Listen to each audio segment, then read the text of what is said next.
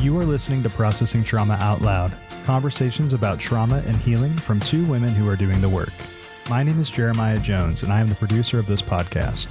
In today's episode, Candace and Cher discuss the specific ways having a trauma-informed storywork coach has impacted their healing journey. If you are interested in trauma-informed storywork coaching or receiving more information, reach out to Candace and Cher on Facebook at Processing Trauma Out Loud or email them at candaceshare@gmail.com.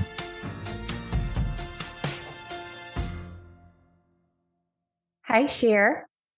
Hey, Candace. So how was your camping trip this weekend? Our camping trip was just what the doctor ordered. Love it.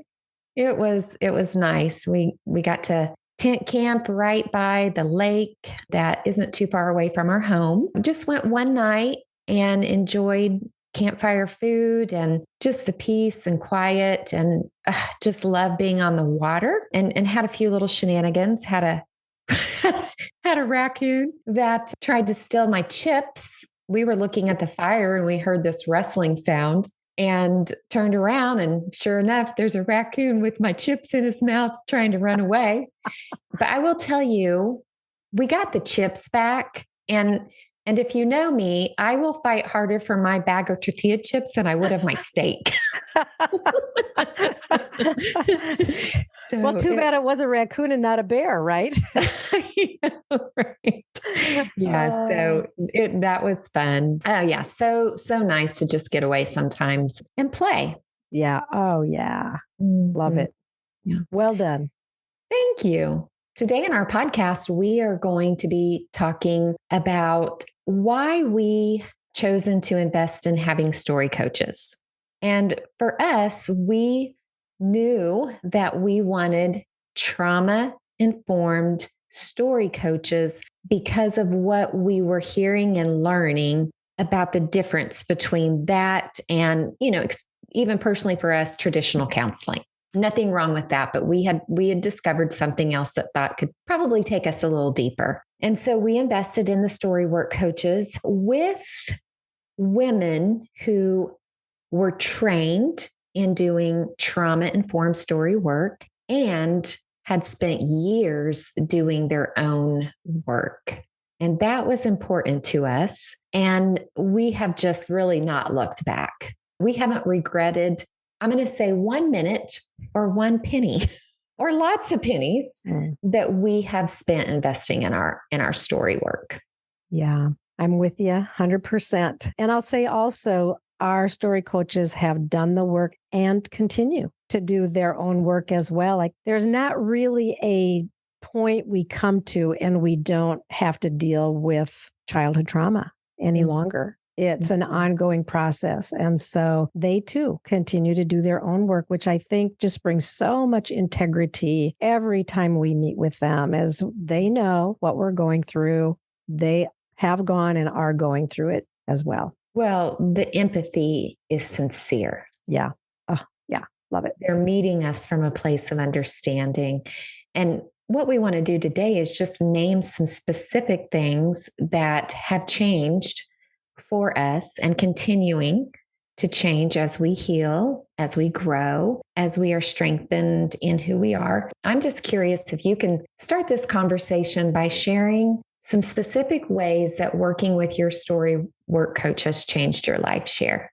Yeah. And it's such a pleasure to do this podcast. We could go on and talk about our coaches and how much their care has meant for us. So today I want to just share a few things. And I think the first thing as I thought about this was the fact that I came into this work with my coach with still a lot of areas of inner resistance, places that I had a hard time going toward because I still carried tremendous shame, stories that I had never told, or experiences that I was still even, dealing with and struggling with. But where there was a lot of shame and where I worried that if I talk about these things, I will be rejected. And so I think that the first thing that pops out to me, it was just the welcome that came from Lori in bringing it all. And when she would sense me holding back, she would invite me to keep moving into the hard, the dark, the painful places that were really agonizing for me. And yet, as I did, I kept recognizing that, she isn't turning away. She isn't running. And so that when I was, in a sense, testing, I kept seeing her coming toward me and recognizing that the things that I thought would be deal breakers, they weren't. Mm-hmm. And there were times that I hesitated to share a story with her, and she literally took time to convince me that she could handle it. And that was a really big deal for me because I had this fear that my stories would corrupt anyone who heard them, and that I just didn't want people to have to carry, my stories, which I felt were too heavy. There just were so many times that she said, bring it. I can handle it. And if it's hard for me, I have my own coach who I can go to for care. So it just provided that place where I could bring it all. And so over time, I started just bringing everything to the point where when I sensed resistance, that was the thing that I wanted to name. Mm-hmm. I want to just say this feels so significant when you said that there were stories that were so corrupt. Mm-hmm. But I'm wondering if there were parts of you that felt corrupt. Yeah. And so her moving towards you was really about saying all parts of you are loved, wanted, and welcomed. Yeah. So yes, the story was hard, but at a deeper level, you felt like there were parts of you that someone could not handle. Yeah, absolutely. And I mean, the reality is that we cannot heal the stuff that remains hidden, and we cannot heal the things we carry alone, and we cannot heal what we cannot grieve. And when we feel that our story or parts of our own soul are too corrupt, we stay in isolation. And in isolation really is agony. And so having somebody else who came forward with the strength and the tenderness and love that welcomed me, just so powerful. Then the second thing welcoming, that was the first thing, is like she just welcomed me and continues to welcome me to bring my whole self and all of my parts and all of my stories. The second aspect I think that has been so transformational for me is that when we have childhood trauma, we have developmental trauma. We get stuck in our places. If I was 2 years old when I was traumatized, I have aspects of my soul that are stuck there at age 2 or 4 or whatever. And I want to just name, and I want to give the resource for this is Adam Young.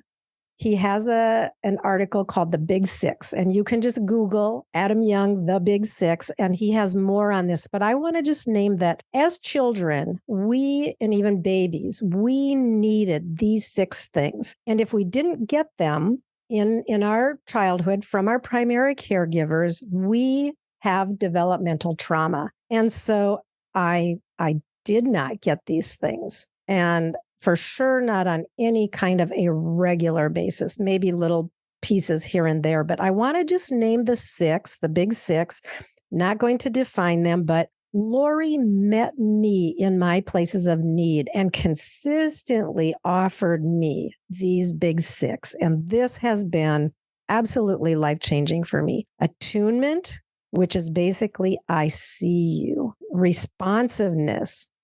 When she sees what I'm feeling or talking about, she responds. Engagement, ability to regulate our hypo or hyper arousal, which we talked about on our previous episode. Strong enough to heal our negative emotions and willingness to repair.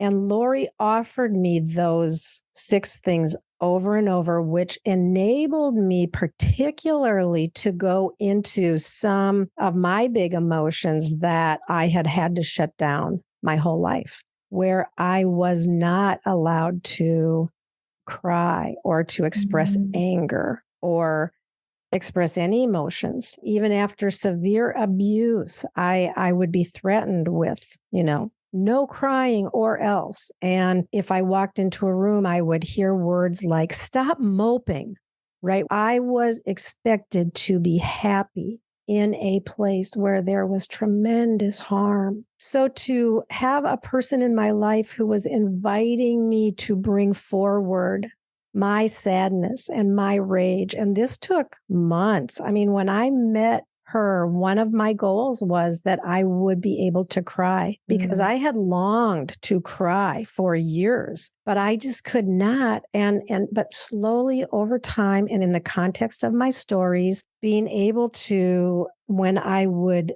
begin to shut down and she would invite me toward, what are you feeling? And eventually I could name the sadness or the anger, which took a long, long time. And then to be able to move into lament, where I had big emotions and big anger and many tears. And she was there with me in the darkest, deepest, hardest places of my life and of my journey. Yeah. So I want to just say what Lori was doing, because we've talked about integration. There were parts of you that you had to cut off to survive.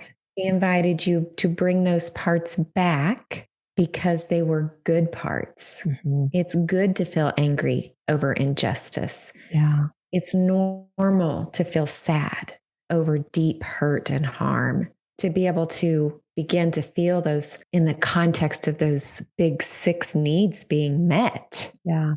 Has been life-changing for you. Yeah. You use the word normal, and I will add, and healthy.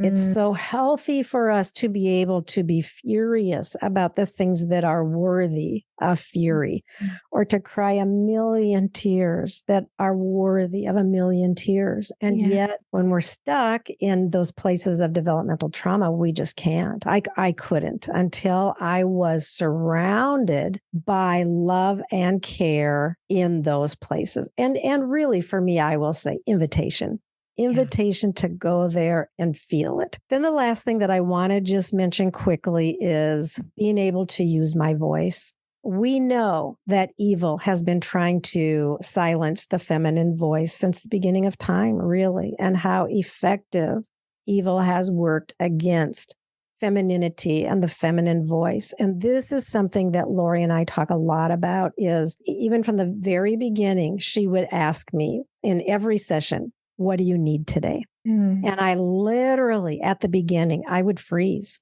My mind would be like, okay, need, what, okay.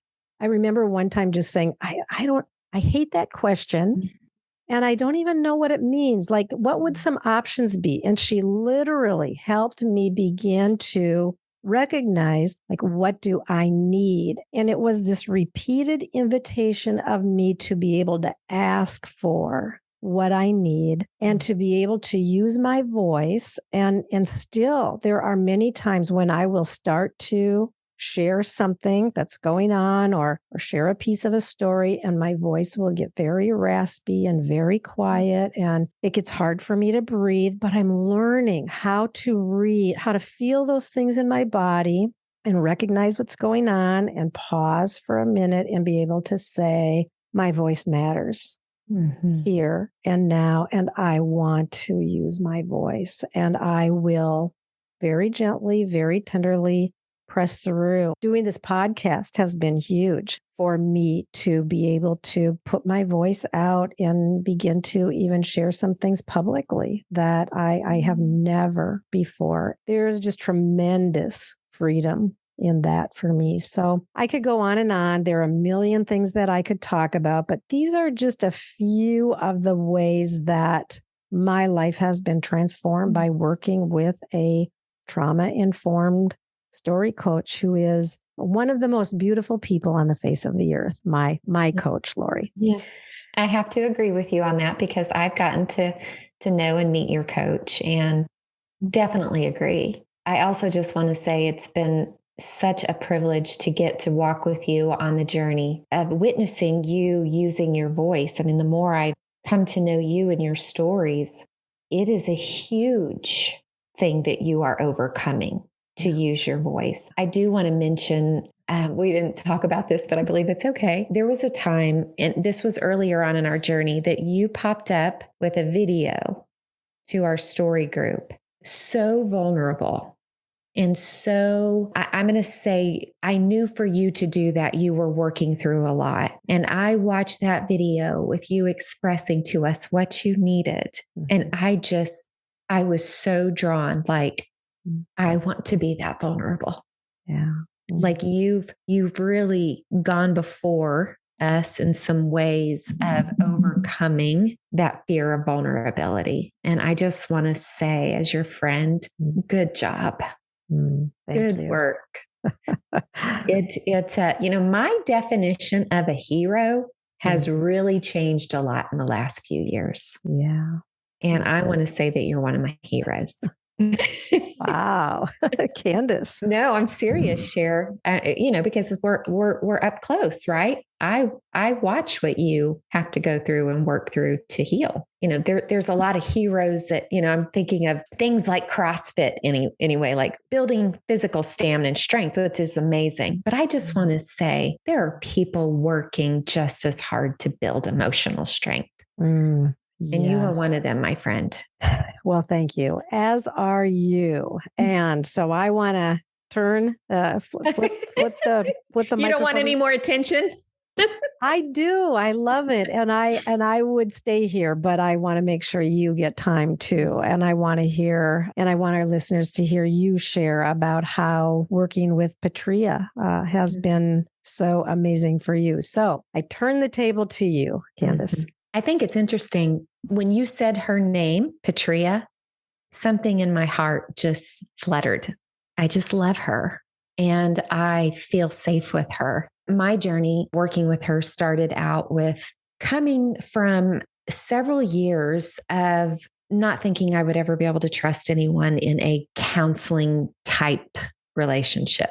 I had experienced trauma from my previous counseling. And so the idea of putting myself in a situation like that felt pretty terrifying. So it was slow going for me in building trust. But there was something about every time we began showing up on the screen together, because this has been all through Zoom, although I have driven to where she lives to meet her face to face and do some intensives one-on-one. Every time I saw her body language, her eyes, her tone, I was drawn. Probably like a child who feels really safe with a good mama. And so for me, one of the most important things was trust.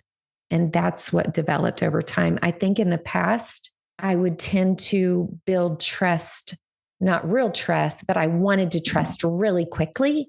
And this time I just knew I couldn't. And so her just going slow and it's been over 2 years and I do trust her. I don't believe our coaches are perfect, but they are very trustworthy women. So that's been huge for me. The other thing, as I continued to show up, because I continued to grow in trusting her, is that she began naming very gently, but very gently, lovingly, and pretty clearly helping me see patterns that I had in my life.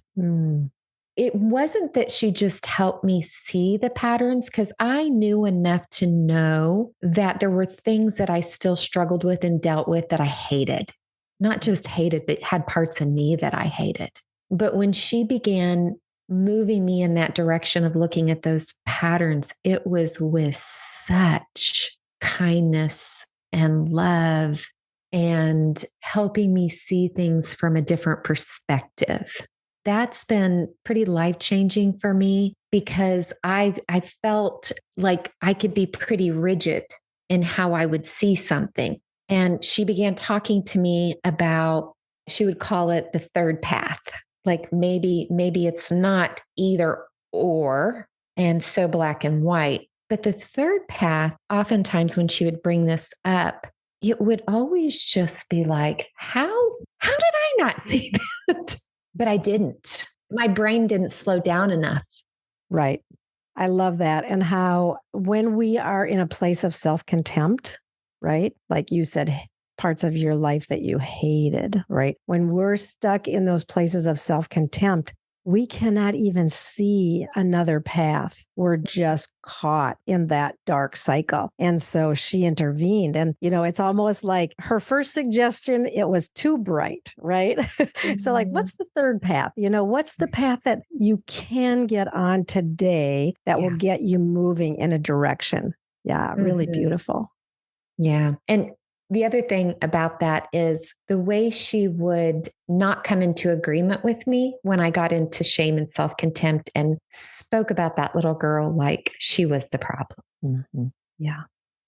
And though as we heal and grow, we do begin to see things differently and we do have behavioral changes until we get to the hurt and the pain and the shame. And like you said, someone that will move into it with us. Yeah. With another set of eyes. Yeah. We will get stuck in the self-contempt and shame. The other thing that really kind of blew me away when I encountered sharing stories of her of deep shame is there were times that she would cry. It was kind of felt like a mystery to me, her tears. Yeah. And I had a lot of tears. And I still do. And she still will cry at times. And there's something really sacred about that to me because it is. And it feels like an empathy I had never experienced. Like she doesn't feel sorry for me. She feels with me. Grief and sadness and anger. Yeah. Yeah. Yeah. And I would say even for me, I had shut down parts that felt too scary to sit with. But seeing that she wasn't scared helped me find the courage to not be scared to go to those places that felt too much even for me. Yeah. The other thing, and I'll close with this, is when I show up on the screen with her, I had never been good at just having a place that I knew that it was okay for me to just receive the care, because I wanted to care for her. Yeah. Of course. And she lovingly wouldn't really let me. Yeah. So there was just this adjustment period that no, like this is a time. It would be like putting my child up on my lap and just saying, I'm going to be here for you right now. I have what you need. You don't have to do anything to be worthy of my care. And that's really been healing for me, Cher. Yeah, which, you needed that as a child. And instead you learned how to provide care, even for the people that should have provided care for you. Mm-hmm. Yeah. So this investment that we've made, like I said, and we've said this before, we don't want our story coaches to charge double, but we would pay double. Right. Yeah. Yeah. It's so worth it to work with someone who understands story work and trauma, childhood trauma, developmental trauma, complex PTSD, these things that have so significantly dictated the ways that we have lived our lives. And we've wanted to get free, but we haven't known how. And we just needed help. And I want to just say to our listeners, a couple of things that came out. One, you made a point that I love so much. And I heard someone say recently, and it's about slowing down, because when we have trauma, we will try to move through these areas of our pain very quickly, but slowing down is so important. And I heard someone say recently, and I just love this so much, the slower I go, the faster I heal. Mm-hmm. And it's so true. And we have needed that person who could say, okay, let's slow down. We might spend the whole hour, or we might spend the whole month on that one point. And if we do, it's okay, because this is so important. Mm-hmm. And then I want to also just say again that one of the most important things in this healing process is for us to be able to feel the sadness and feel the anger for what happened to us. Anger and sadness together is grief. That is the grief that brings healing. We cannot get there alone. we can't. We do need help. What I want to say to our listeners, just as we close, is you are worthy to ask for help, and you are worthy to use the dollars necessary to get the help. Yeah. Yeah. I love you so much, Cher. I love you too, friend. Thank you for listening to Processing Trauma Out Loud. Make sure to check out the show notes for links to suggested resources and social media. Like, subscribe, and follow to keep up with our weekly content. And if you don't mind, take a moment to rate and review us. Your feedback is extremely valuable and contributes to the success of this podcast. Music was created by Caleb Paxton, and our sound engineer is Jeremiah Jones of Audistory LLC. We welcome you to join us for more conversations soon. Take care.